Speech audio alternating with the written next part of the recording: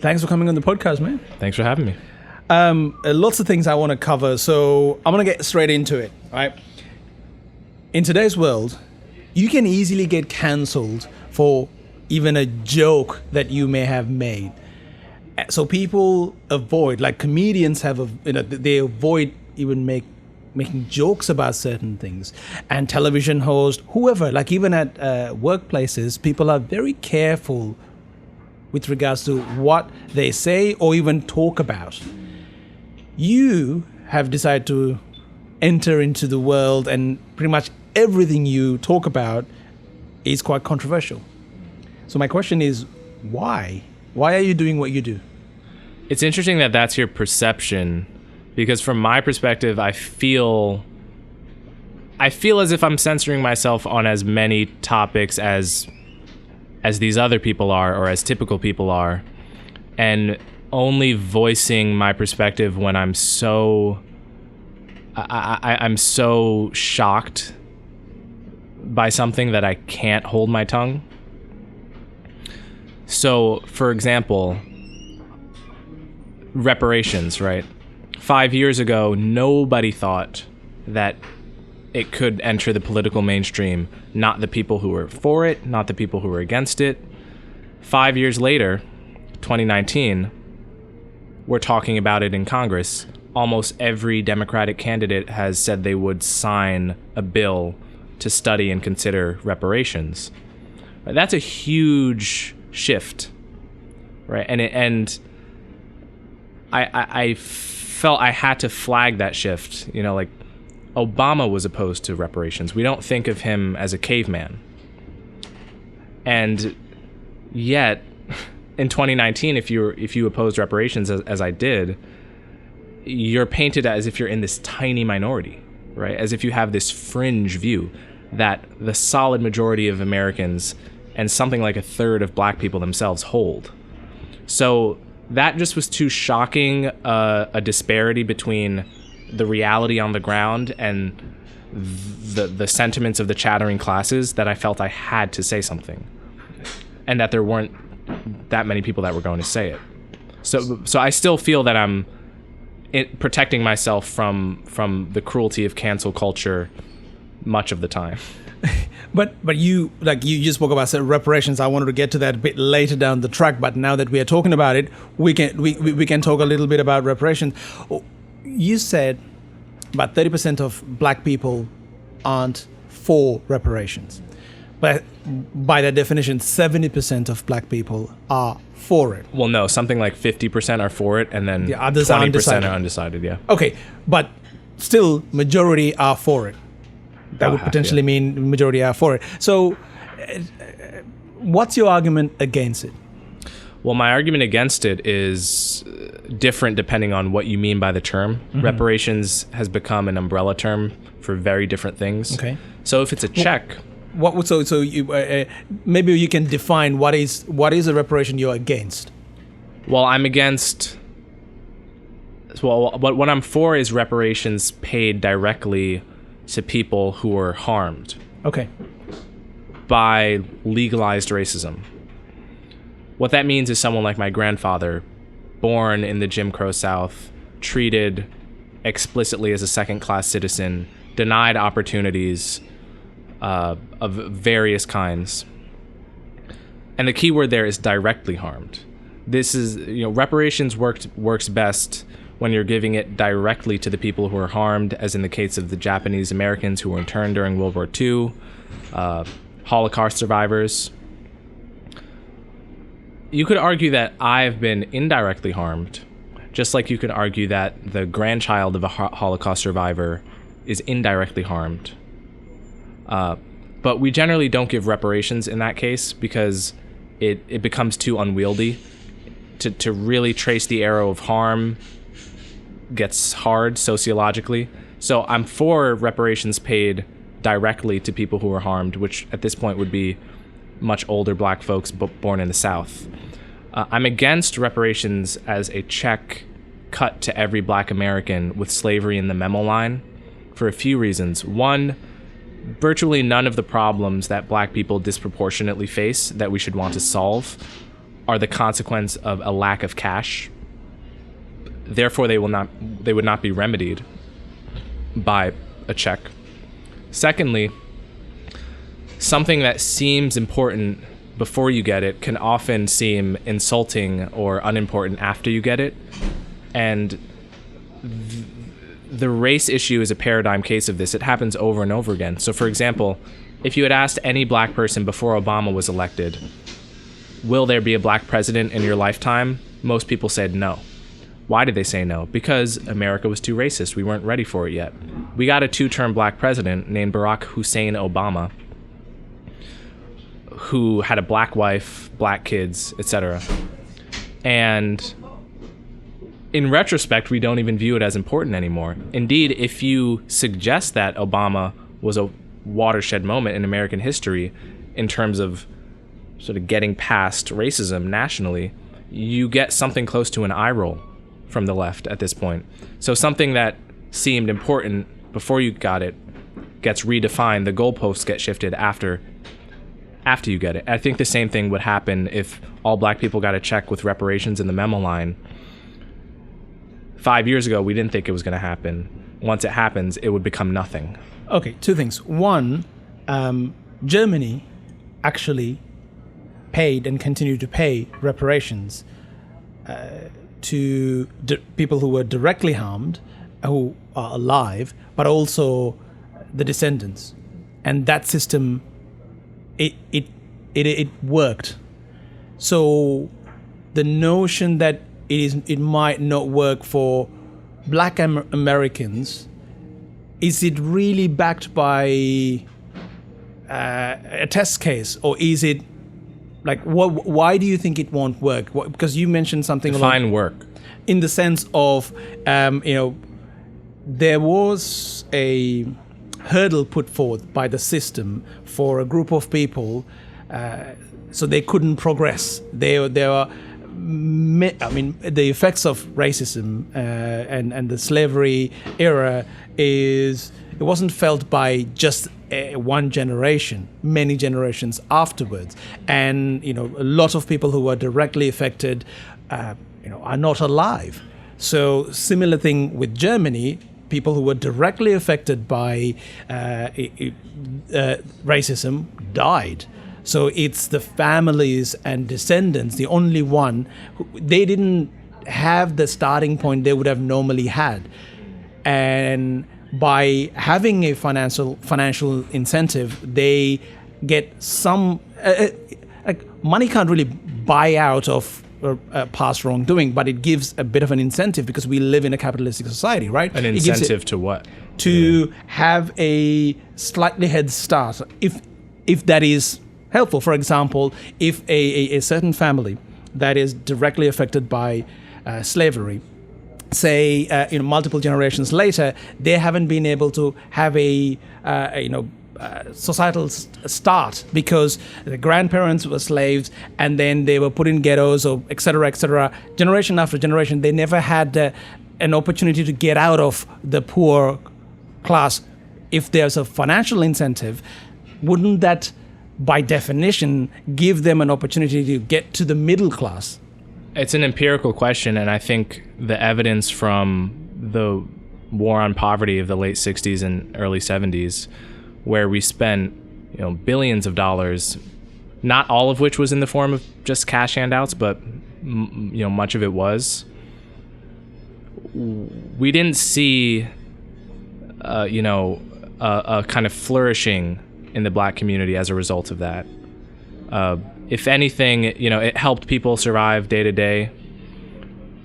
In general, I mean, there's very little evidence that a one-time cash payment, even a kind of substantial one, is going to fix the structural problems, like the fact that public education is a zoo in many cases in inner cities. The fact that healthcare costs are far more expensive in America than in our peer nations. But but if you're poor, that's going to have a disproportionate effect on you opposed to somebody who's in the middle class, right? If there are structural issues, the poorest of a society feels the worst. Right. So, I mean, we tried this in the late 60s. We just gave people cash. Like we tried, and it was in the form of welfare, but it was disproportionately to black people. And it was, at least in the beginning, they were like no strings attached. And what happened? Nothing good. It's not clear that it solved any problems. I'm not sure why it would this time. Okay, so to that point, you also talk about the progress made by black people, right? And if you look at Steven Pinker's book, Better Angels of Our Nature, and there's many such data available, world is less poor than it has been. And many of the government programs that put out there to help poor people, it has worked.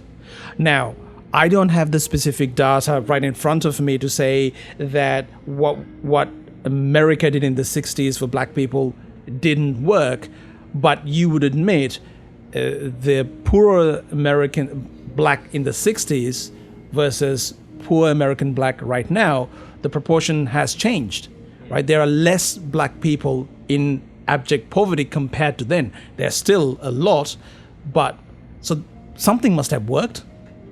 It doesn't imply that it was the government programs, though. Correlation does not imply causation. Sure, but it also doesn't, you can't say that it didn't work completely. Well, I mean, the question of what has caused like the upward mobility, I mean... But you have to consider that it may have had a positive impact. Well, can you consider that or no? No, because of if you look at what happened actually, if you look at the timeline, welfare gets rolled out in the 60s, just before the great upswing in crime, the great upswing in unwed births of the 70s. I actually don't think welfare caused that. I think that was a coincidence. But it's almost impossible to find a positive trend that directly came after the expansion of the welfare state under Lyndon Johnson. The positive trends I was pointing to in my talk have been in the past 2 decades, 3 decades. So your position I think it's orthogonal. I mean, I don't think cash payments are very good or very bad. Whatever effect they're having is minimal in either direction, and I think it's a distraction. Right. So your view is a bit different to Larry Elder's view, because I believe Larry thinks that what the Clintons did and some of the policies of the 60s, 70s, 80s, and 90s impacted black communities in the negative sense. Maybe marginally, but I think the narrative that welfare destroyed the black family is very much overblown on the right. I mean, when you look at the full evidence, it doesn't all add up in my opinion. Which is this is a good point for me to bring up. You have said many times over that politically you're fluid. You don't really fit into one group, right? Interesting thing that I've noticed is the right uses you as, well, you're a registered Democrat, but look at what he is saying, and they prop you up. And the Democrats put you down for the fact that the right is propping you up. What is that, like, how does that make you feel as somebody who's just freely speaking? Very awkward. It's awkward to not have a political home, but I'm not a fundamentally political person.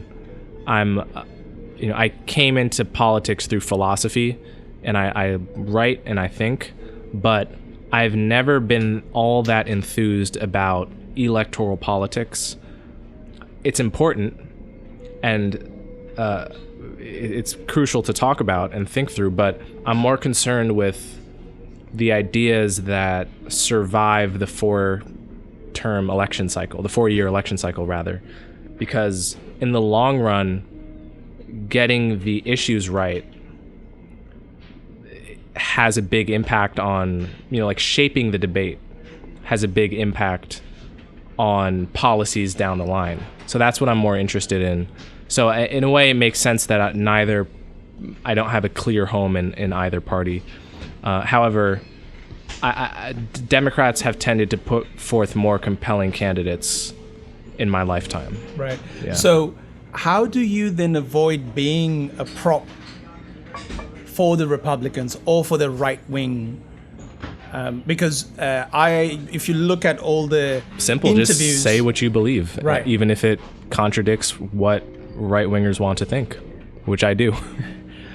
Interesting fact, I noticed that all the interviews that you have been invited to, there is a center right. You get a higher proportion of interviews and opportunities to talk in that segment than any sort of media outlet that's left. So it's interesting, like Dave Chappelle's recent sketch got a lot of play on right-wing Twitter. Why is that? Is that because Dave Chappelle is a conservative or a right-wing? I don't think so. Anything but, right? It's because there is a massive self-censorship going on right now, and it's asymmetric in the sense that if you have a very radically left-wing opinion, like unsupported by evidence, that the carceral system in America is racist front to back, permeated by white supremacy, you could feel pretty comfortable voicing that. You'll get pushback from the right, of course. You'll get trolls. In the worst case, you'll get threats. But your social status in elite circles, if you're in academia, if you're in media circles, will be all right. In fact, it might even go up a little bit. If you have extreme right-wing opinions, the opposite is true. I'm not endorsing either of those extremes. I'm just pointing out an asymmetry.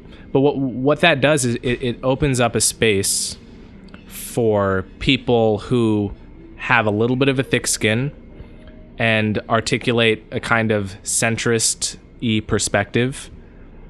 There's essentially a scarcity of what I'm doing, which explains why, metaphorically, the price of me is high, right? Why I'm getting more attention than I otherwise would. It actually shouldn't be the case that I'm getting this much attention. It's a comment on how deeply we have failed in academia and media and in general the quote unquote elite to really deal with perspectives that are commonly held, supported by a good amount of evidence. It's just a testament of a failure of our national conversation, I think. So, do you think America has a systematic racism problem?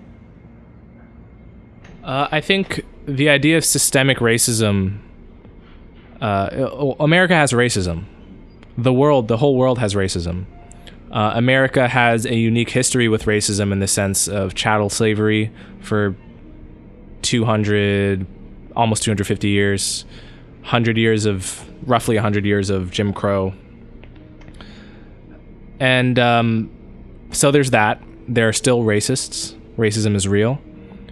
Do we have quote unquote systemic racism? The idea being that our systems are permeated by racism that is not quite visible to the naked eye, that is not quite a matter of individual white people denying black people things because they are black, but is this kind of diffuse force that holds black people back without being able to directly pinpoint it on a particular person. I think there's two things worth noting. One, the concept of systemic racism came from a book in 1967 by Stokely Carmichael and Charles Hamilton called Black Power. At the time, it didn't mean quite what it means today. The way they describe it in the book, they still described it in terms of individual racists committing racist acts, like a real estate agent who would not show you a particular apartment, for example. That was their definition of systemic racism. It still involved people that you could concretely point to. All they meant by it was that it wasn't someone burning your house down. They just meant that it was subtle. Go back and read that.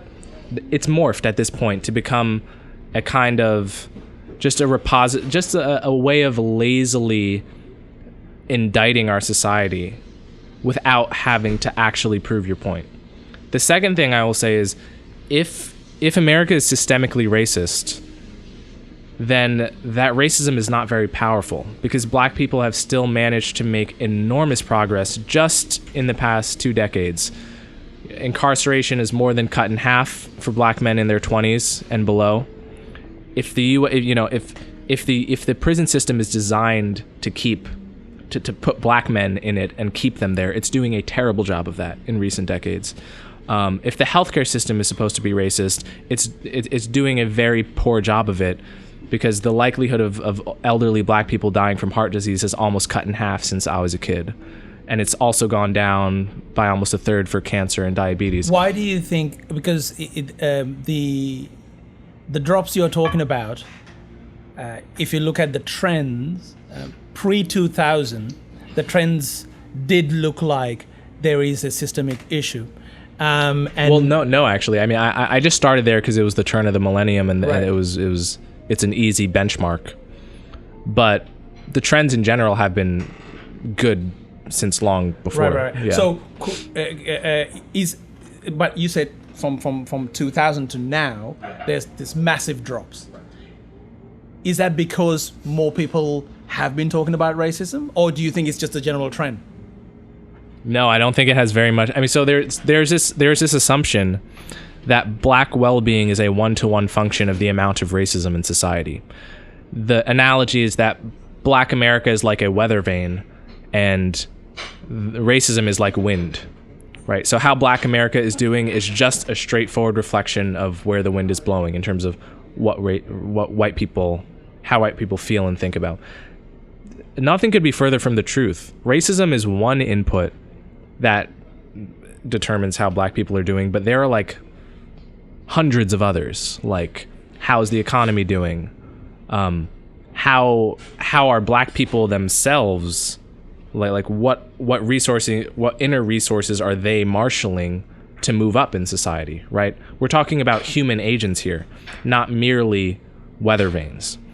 So there'd be a tendency for people to point out, when I point out all these positive trends, well, I'll see that's just more proof that, we've been talking about racism more and it's been working, right?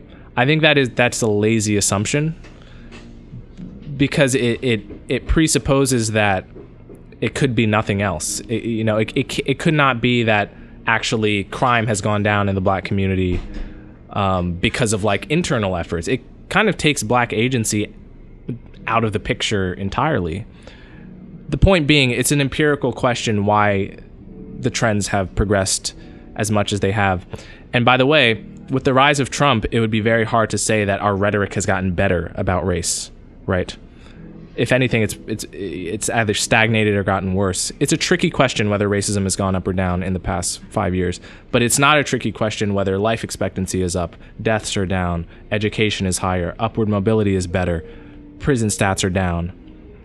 So that's what I would say to that. So, but there are some rather clear examples that people point out. For example, if you look at Hollywood,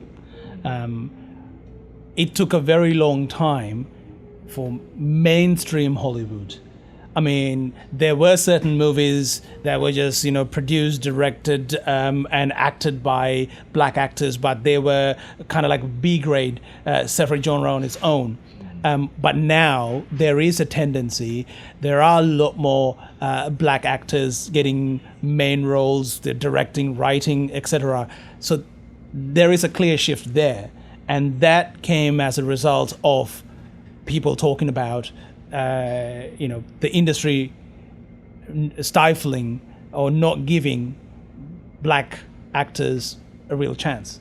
Or am I just misreading what's happening now? I think that's probably right. It's the domain of cinema and Hollywood is one that is unique in the sense that it's a very it's a very small community. The number of black people in Hollywood is, I think Jamie Foxx has a joke that there's like 10 black men in Hollywood. it's more susceptible to the biases of the chattering classes because it's such a cloistered and elite community. If that community develops some new norm around diversity and racism, it's actually pretty easy for them to implement it, given that there are many talented black actors. They can just do that. When you're talking about the majority of what matters, which is, everyday people who are never going to be Hollywood actors, it's not as easy to assume that it's just because there are fewer Archie Bunkers in society that all of these positive trends have occurred. Especially the fact that these trends have been persisting through the Trump era, at minimum, suggests that it's not. And I think, frankly, it would be an alien if you went back to Martin Luther King and Bayard Rustin and A. Philip Randolph and these great civil rights leaders in the 50s and 60s and asked them, is black flourishing a straightforward function of the amount of racism in society? I think they would look at you cross-eyed, in the sense that clearly they wanted the barriers to be gone, but the idea that black people will do well in society to the extent that white people feel warm towards us, I think would be alien. I see. It's interesting you say that. So, for example, I've had many conversations with people about a particular religion, Islam. I ended up making a movie with our good friend Jay Shapiro about it. There's a thing during research we found is when you see a country like Pakistan, which used to be part of India, which was it was formed relatively recently, and it was part of being a Pakistani is directly related to being part of a religion. So your cultural identity, your culture is recent history. So your identity is part of being a Muslim is connected to being a Pakistani. So I feel like there is a black cultural identity which you have to acknowledge and understand and really talk about your history of slavery and all those points that many black academics and black people in generally just talk about day in, day out. You're trying to point out those things exist, racism exists, but you want to talk about some progressions made. So your way of looking at this sort of positivity is fundamentally different, because what I see on the other end is like Colin Kaepernick's activism was celebrated. Jay-Z's billionaire status is celebrated, but not black people as a whole. A progress is not necessarily celebrated per se. How does a black person, when as a community, it's so important to identify all the struggles you had, right? What you're saying is, no, we need to have a fundamental different approach. How does a young black man take what you say, but at the same token, stay true to or remember, everything that's happened without getting alienated from society? It's a long-winded question, but you get what I mean. I think I know what you mean. I think you have to be able to say two things at once. One is to understand the unique history of oppression that black people have faced. And one of the reasons I don't emphasize that as much as other people, I think, is because I got a lot of it as a kid, especially from my grandparents. They showed me the names of our ancestors in the wills of slaveholders because they were passed down, because they were property. And I got a lot of that. I was steeped in it. And in that sense, I take it for granted. I think I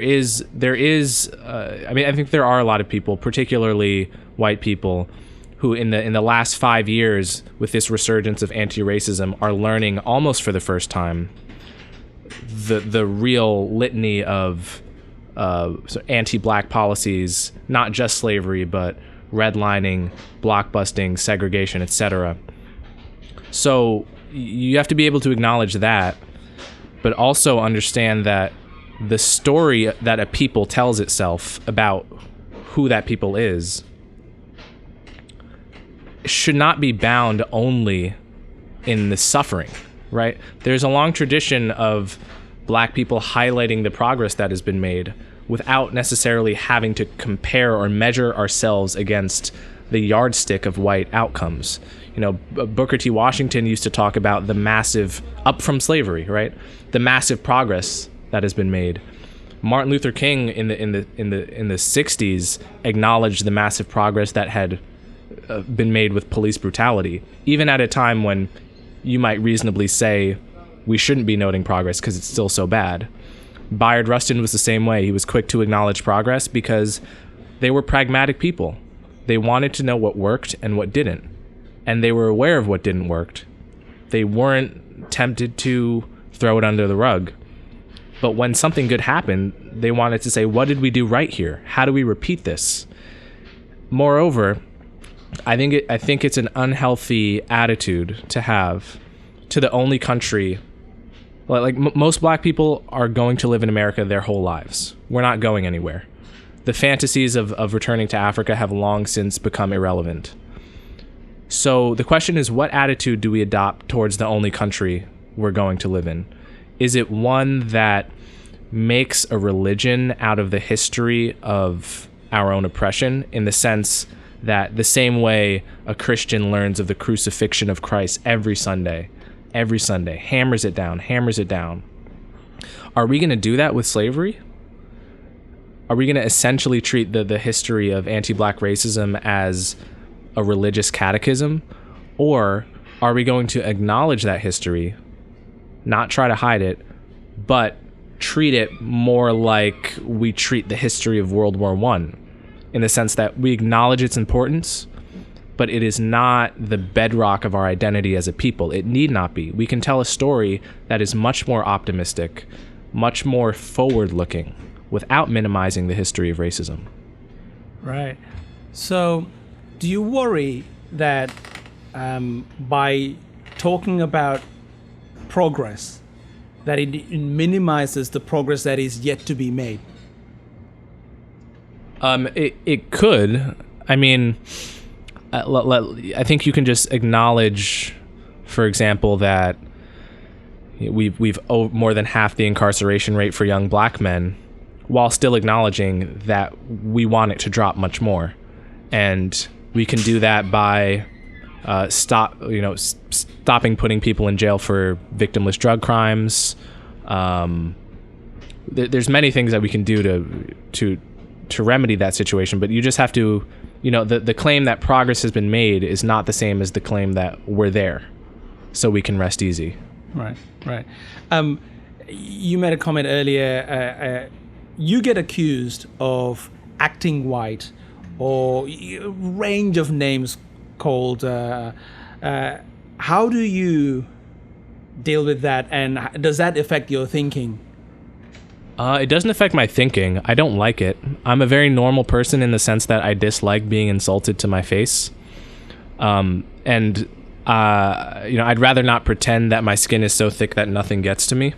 I think it's disingenuous. However, it's hard for me to name a single interesting Black thinker from the past 150 years who has not at some point been accused of acting white, saying what white people want to hear. Martin Luther King, James Baldwin, even Malcolm X at times. Frederick Douglass, W.B. Du Bois. I don't think you can think of a single example of a Black intellectual who is so undeniably Black that they could not be criticized from the blacker wing of Black politics. All right. So I want to talk a little bit about how I shared with you before this podcast a link to a really well publicized Australian documentary about a professional Australian football player, Adam Goodes. It was a very big piece of news in Australia. Well, rest of the world, it may not be the case. But the point I wanted to make with that, the reason I sent it to you is that was a clear case.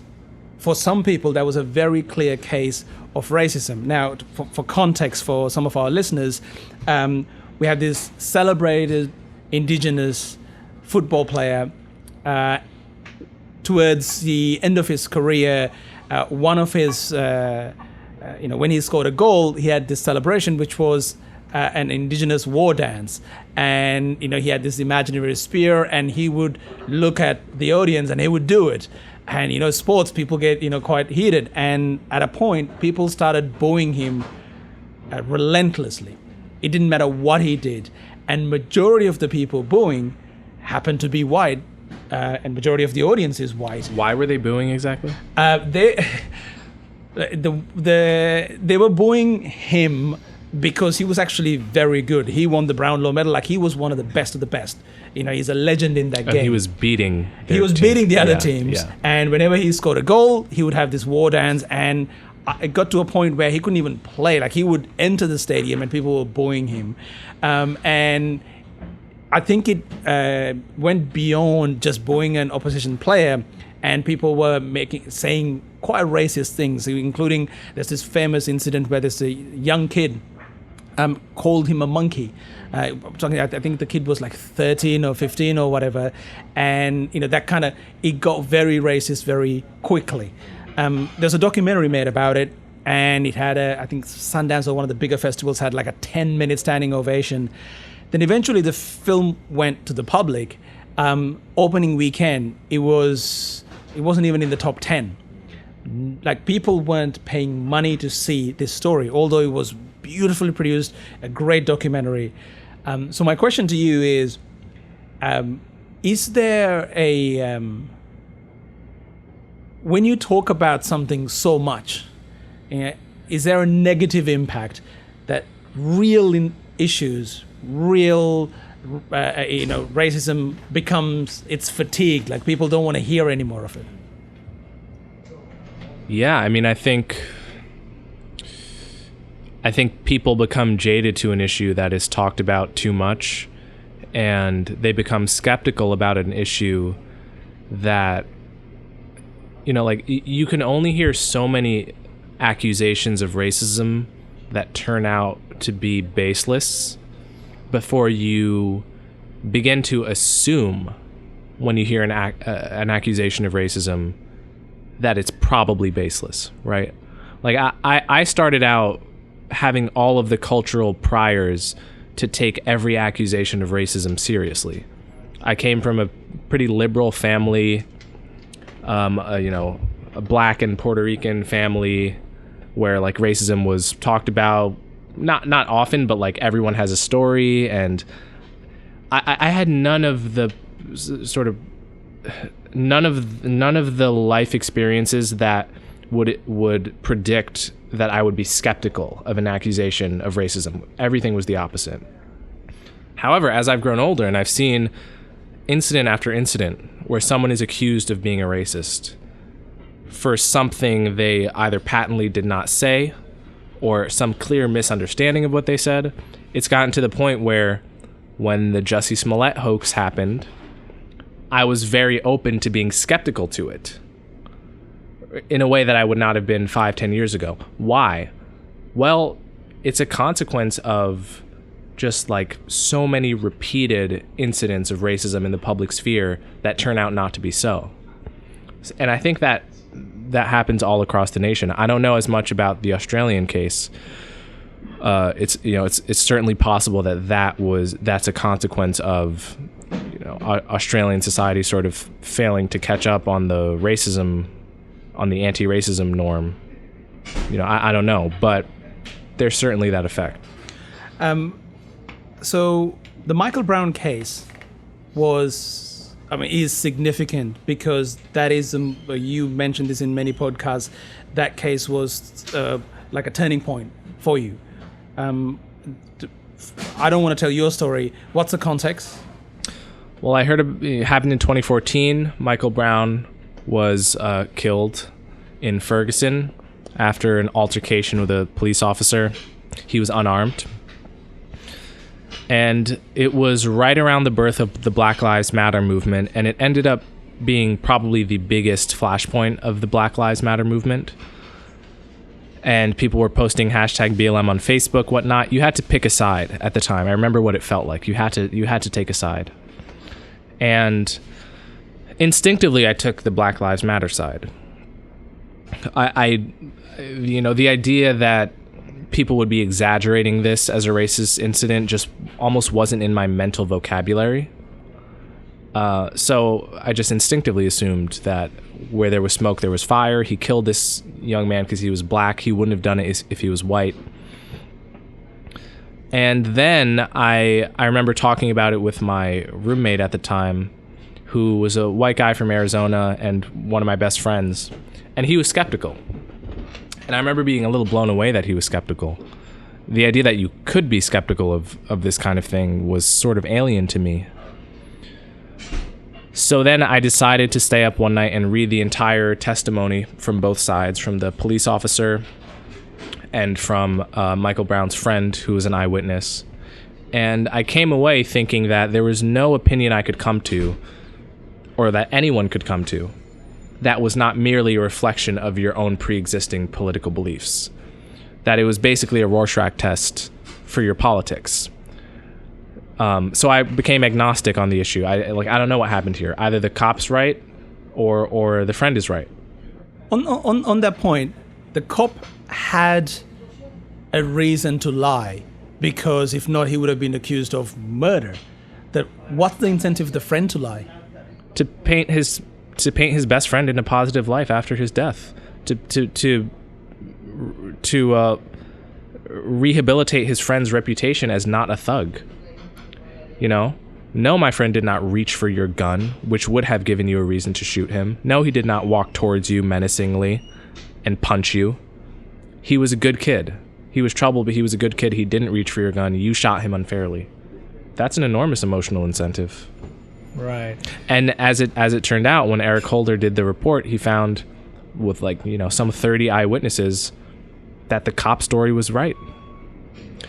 And then it became, but then there was but there was also the Ferguson police department was investigated or something. That's right. Didn't there a report that came out just saying there was a systematic issue? That's right.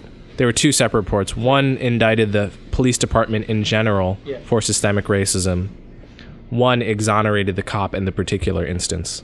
I mean, cops getting exonerated, that's uniquely an American thing. I don't think there are lots of African Americans that have been killed by police, but also there are lots of white Hispanic people that have been killed by the police, and police generally walk scot-free. I mean, just yesterday I was speaking to, again, our friend Jay, and he was saying, how many people do you think NYPD killed last year or something? And coming from Australia, the answer should be 0. Like, nobody should be killed by the police. But the number 7 came up with pride, saying, it's great. It's an unfair comparison. Well, let me say two things. It's a very unfair comparison.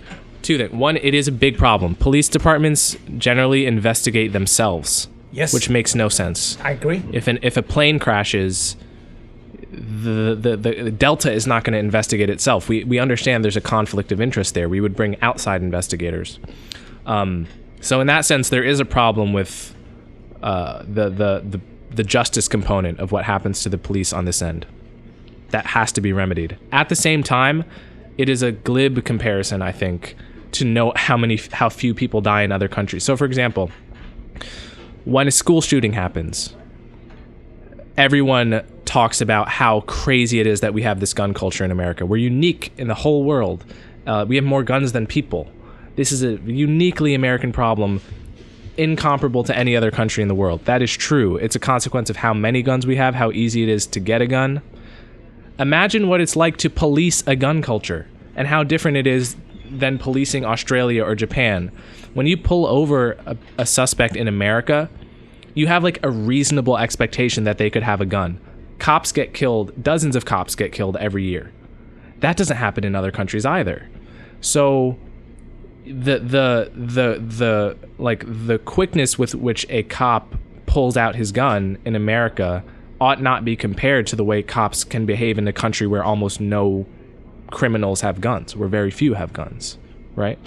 Oh, yeah, that's an interesting way of putting it. I think I just got schooled. I'll take that one. All right. So you mentioned in one of your essays that the maiden white household earns just 65% more income than its black counterpart, but this does not necessarily for all American.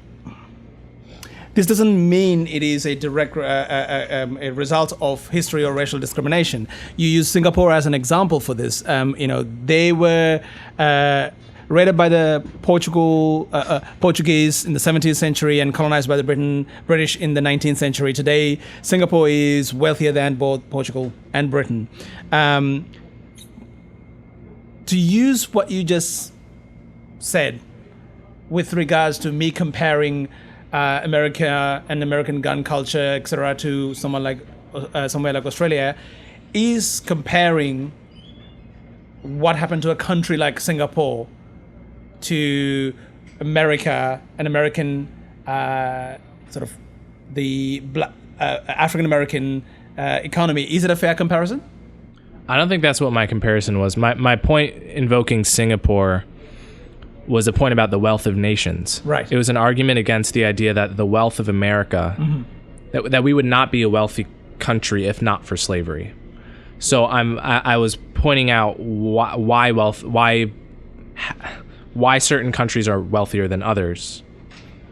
I mean, there's some people who seem to who speak as if there was like a pot of gold in the world, and the first countries to take it and enslave other people are the ones that became rich, and that's why the rich countries today are rich and poor countries are poor. That's very hard to square with the existence of countries like Singapore, for example, and the fact that they're wealthier than Portugal, which enslaved more people in the New World than any other country. That was my point there. It was not, but right. The larger point, the point about income, was that disparities are normal, even large ones, right? So, but okay. So just to, with regards to that point, if you take into account the number of countries that Portuguese and British invaded, after they left, how many of those countries have been able to be another Singapore? Singapore is not Very necessarily that's what I'm saying. So isn't that then going against your argument? Singapore is an outlier. Singapore is just an exception, right? But the rest of them suffered from the hands of colonization. Well, Singapore also suffered from the hands of colonization. But Singapore is one of, compared to the rest of it, I would say 90% of the countries that were colonized didn't come out of that. Yes, but if you want to explain why they didn't come out of it by reference to the colonization, which is to say, if you're saying colonization is the cause of the later dysfunction of the country, you have to account for the cases in which colonization was there and the latter dysfunction didn't happen, which suggests that it's much more complicated. If you look at the difference between the Ivory Coast and Ghana after they were both liberated the same year, the Ivory Coast ended up flourishing much more than Ghana did. Why? Clearly, colonization, the constant, can't explain the variable of which country did better. It had to do with which economic policies they undertook and the way they structured their economies, right? Nation building is hard, especially if you've never really had to do it before. If you have these weird borders because of the way in which colonization carved up the country in awkward ways, across ethnic groups, all that stuff matters. It's not as if colonization is irrelevant. It's that colonization, slavery, exploitation are one of myriad factors that go into whether a country becomes successful and wealthy. So the way it's talked about in America is that slavery is the source of our wealth, the bedrock of our economy. You can't imagine the American economy and American wealth without slavery. I don't think that really holds up. Okay. I want to go back to a point that I didn't get to talk in detail, which is the Black Lives Matter movement. Do you think the movement helped the cause that they're fighting for, or is it hindering? Because some people want to call Black Lives Matter movement a terrorist organization or a beggar for violence. No, I think that's hyperbole. Yeah, so the Black Lives Matter movement has had various successes on the issue of police killing specifically. We didn't even know how many black people were getting killed, or how many Americans in general were getting killed, before like 2015, when Washington Post and The Guardian started tabulating it. That was a consequence, more or less, of the Black Lives Matter movement. They've done work with negotiating police contracts in a way that is more fair to citizens that might be liable to police violence. All of those are successes, and I think are to be celebrated in terms of increased transparency. The question is whether those... there are two problems with Black Lives Matter. One is that their concern is not really for black lives in general, and this will sound like a right-wing talking point because it is one.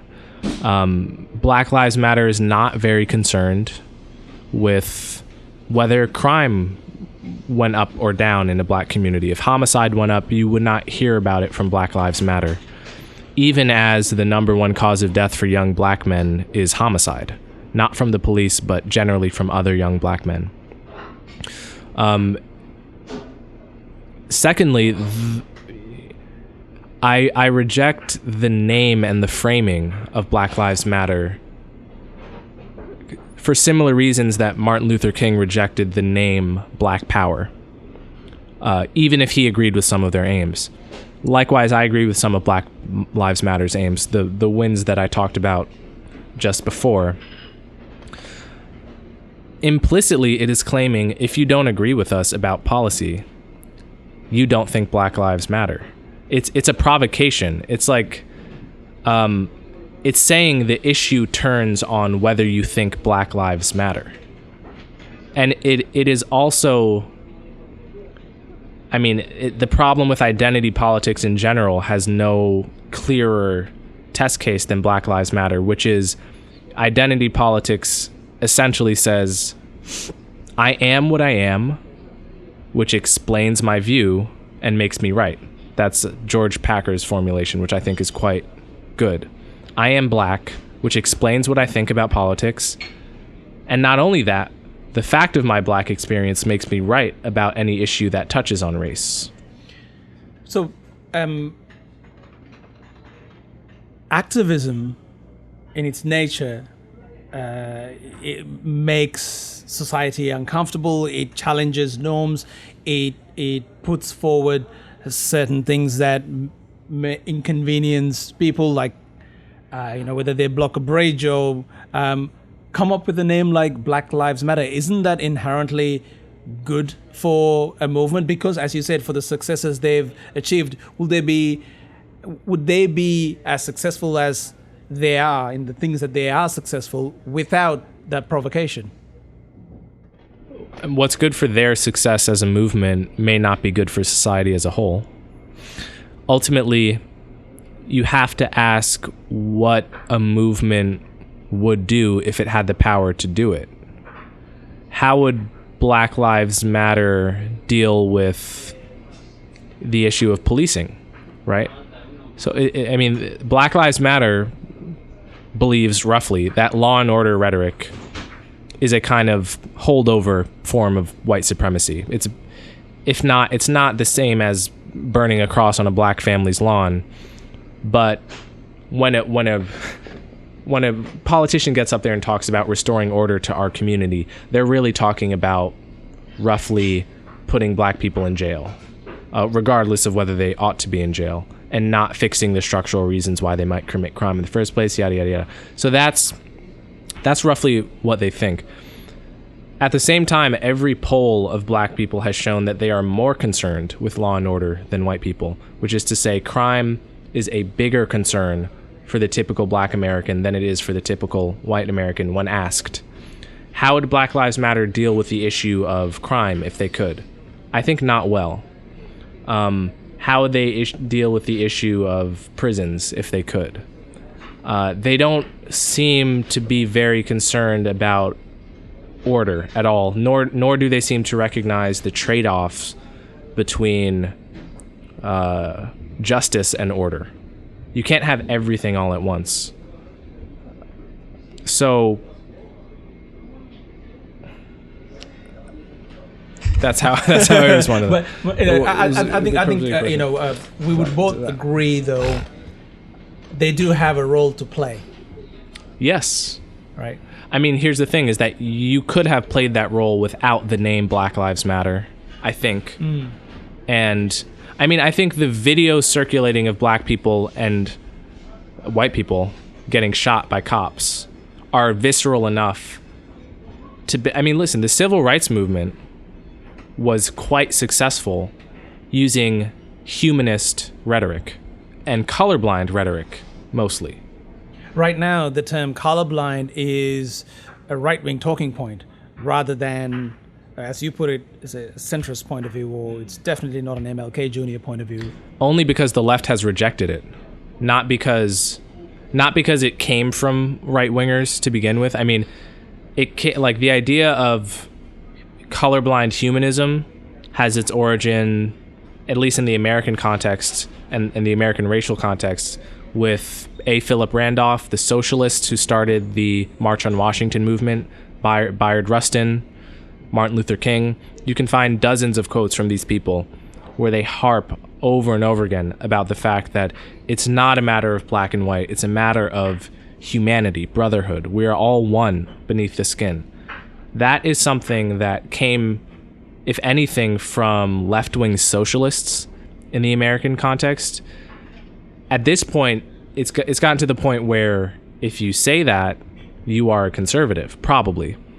Although I think there are a lot of people on the left who still secretly believe it, but are afraid to say so. For example, Bernie Sanders a few months ago almost quoted Martin Luther King directly when he said, we should not be looking at politicians based on their skin color, but based on their policies, their expertise, what they're going to do.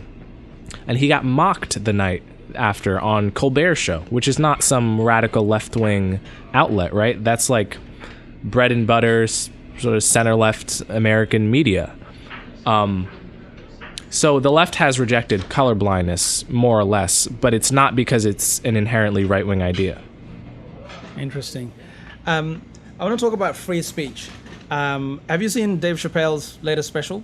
Yes. Do you think that there is a tipping point that we've come to now? Few big names no longer care about the PC culture. They're going to say whatever they want. I've been told there's a few other Netflix specials that have a similar tone. Bill Burr's, which I haven't seen. That's good. What do you think there's been a tipping point now? More people will be outspoken? I don't know. It's a good question. I try not to make predictions because, I just have no sense of where things are going to go. But I'm glad to see it. One thing I will say about Chappelle's special, I thought it was good. I also thought it was worse than the ones he did in the past 2 years. I felt that he was, in a way, letting his critics determine what he could talk about, because he harped on the trans issue precisely because he got so criticized for it last time, which I understand from a free speech perspective. I'm going to talk about the very thing you don't want me to talk about, especially when a lot of, perhaps the majority of Americans roughly agree that I can talk about it this way. On the other hand, I feel like he should just talk about what he thinks is funny and ignore his critics, rather than talk about specifically the things he gets criticized most. But that's just what I want to hear as a fan. So, do you think more comedians should do just that? Earlier today, I played you a clip from Eddie Murphy, one of the most celebrated, comedy specials. I don't know. Have you seen the special? So there are some moments where some of his sort of comedy, it's funny, but when he keeps going on about it, you do feel a little uncomfortable. But that's part and parcel what comedy should be. Or do you think comedians should talk less about, say, race, rape, LGBTQI, etc. subject matter? I think part of what makes America great is that we have a culture of stand-up comedy. Stand-up comedy is a bizarre and rare thing.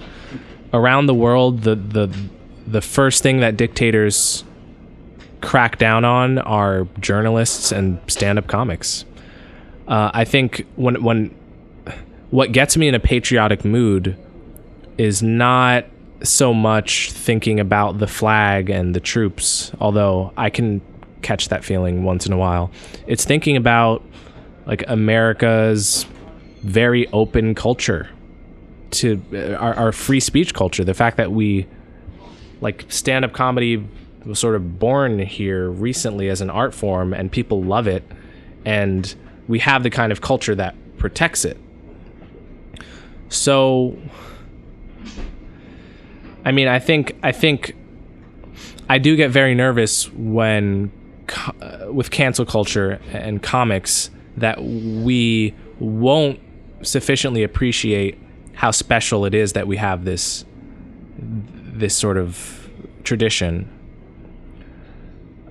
and that will ruin it by insisting that comics not be comics. Like, the point of a comedian is to make your diaphragm move up and down in that way that we call laughter. They're not pundits. We have punditry. They're not moral philosophers. We have moral philosophy. It is a domain dedicated to making you laugh. And 99% of people want it to stay that way. It is only humorless journalists and intellectuals who want to colonize every sphere of public discourse and make it like their own. They want to insist that comics be like them because, I don't know, perhaps there's some jealousy there that pundits are not funny. They don't make people happy. They depress people. And they want every sphere of society to be as miserable as theirs is. So comedy should be tackling anything and everything. So when it comes to comedy, you're a free speech absolutist. Oh, absolutely. I mean, with comedy, it's often the case that you can joke about subjects that you can't talk about.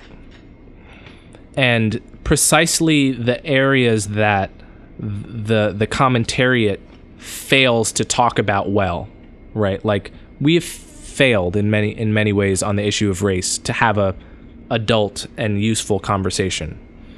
However, if you go see a great comedy show in New York, you will hear comics talk about the issues that can't really be talked about politely because they're so great at navigating, bringing you right up to the line of what you can handle, taking things sideways, making you laugh at a point that if you had heard in an op-ed would make you cringe. So if we can't talk about it in comedy, then we can't talk about it at all. You revel in moral philosophy, talking about race, very deep and meaningful subject matter, sometimes controversial for some people. In day-to-day life, what gives you meaning? Laughing with friends. Just hanging out with friends and having great experiences with people I love. You've mentioned, I think at an interview, your experience of Mdma. I think one of your tracks, and for those who doesn't know, Coleman is also a fantastic rapper. Thank you. It was discovered after your public, testimonial. People found it, and you try to use that as an attack point, but you happen to be good at it, so it didn't work out. So the question I was going to ask is, you've mentioned in one of your tracks about going on a silent retreat. The questions are, so Mdma, silent retreat, you seem to have this almost another life that kind of doesn't really for the narrative of you, the subject matter you're talking about, there's a different you. Is there a Coleman Hughes, the intellectual, and there's another personality of yours that's completely removed from all this, and you just want to be on your own and do your thing? Maybe, yeah, but they're related in the sense that I don't think I would be doing this if I weren't doing that. I've fallen off the wagon a little bit with meditation recently, but I found it very useful in life. I've also found MDMA very useful. I've done it maybe 4 times, and you're supposed to wait 3 months between when you do it. But I think it's, I think in 5 or 10 years, people will be trying to get their children to do MDMA. I swear to God. Right. That's a prediction I will make. That's a prediction I will make. It's in the final stages of FDA approval for curing PTSD right now. Right. It's been classified, which rarely happens, as a breakthrough therapy because it works better than SSRIs, better than anything else that people have tried to use to cure PTSD, treatment-resistant PTSD, which is unsurprising to me, because having done it many times. It allows you to deal with the issues that keep you up at night, the parts of yourself that you hate most, in a way that is really unique. I think you can make the equivalent of years of like therapeutic work on yourself in a night, which is why all of these, shell-shocked veterans are coming back and doing these MDMA trials now, doing 2 sessions with MDMA and a therapist and never coming back again because their PTSD is cured. Right. Where do you stand with psilocybin? I've done it twice, and I know less about it. I had a bad trip with it, so I haven't really done it since then. But I've seen studies that, that one study that gets touted about cancer patients at the end of life taking psilocybin and having really meaningful experiences with it.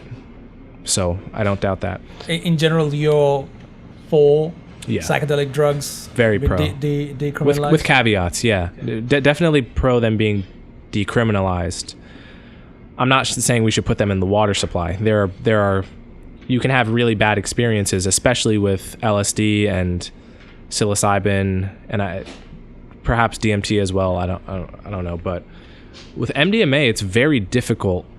It's difficult, but not impossible to have a bad experience. I think the thing with the mistake people make with MDMA is that they take it and they go to a rave and just enjoy themselves and then get dehydrated and have a bad come down.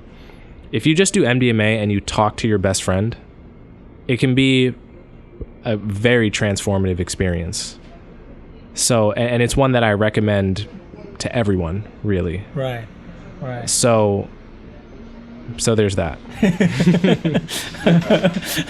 Well, this has been an interesting conversation. We've gone around a range of subject matter. Just to finish off, you're still writing for many publications. What's in the horizon? Are you working on anything? What's the next major project for Coleman Hughes? Slowly working on a book, working on finishing college and enjoying my last year, working on new music. It'll all come out at some point, And I believe there's a podcast at some point. Podcast as well. Yes, that's right. It's going to come down at some point. Very soon. Yeah. All right. With regards to music, are you going to release a EP album, or just what's the plan? Is there any, or you just making music right now and see what happens? Unclear. All right. Brilliant. Thank you so much, man. All right. I hope it's been as fun as I had. This is great. Same. Yeah. Awesome. Thank you. Sweet. Hi guys, thank you so much for watching. If you like this video and want more, don't forget to like, subscribe and leave a comment because we'd love to hear what you think. Until next time.